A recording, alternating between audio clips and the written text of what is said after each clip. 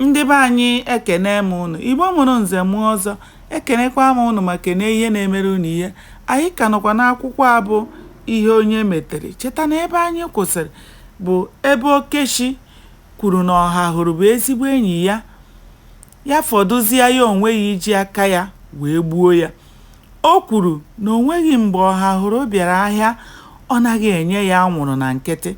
Kedu kwanụ otu ọ ga-esi chefuo ihe niile ndị ahụ ọ na-emere ya wee nwee obi ọ ga-eji gbuo ya?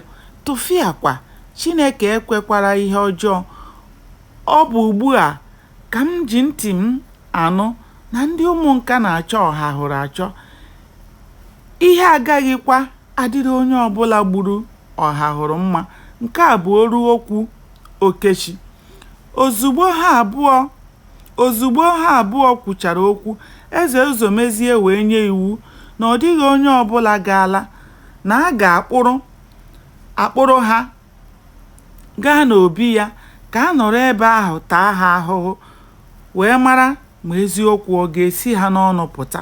Ihe Eze Ụzọmezie kwuru tọrọ onye ọbụla nọ ebe ahụ ụtọ.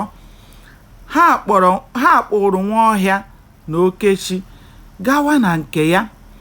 Mmiri atabidoro azụ. Ha amaghị na ọ bụ otu ahụ ka aka ga-esi kpara ha. Mana ihe kacha ewute Nwaọhịa na Okechi bụ na onye ha na ya yiri chụ nta sizi na ụkwụ ha dị ka ụkwụ anụ. Ọnwụ ha na ya soro gbuo ọha hụrụ soro kpụpụta ha n'ọgbọ mgbe ha nọ n'ama ala ukwu, ma sorokwa ugbu a kpụrụ ha na-aga na nke Eze Ụzọmezie iji wee gosi na ọ dịghị nke ọ maara gbasara ọnwụ ọha hụrụ.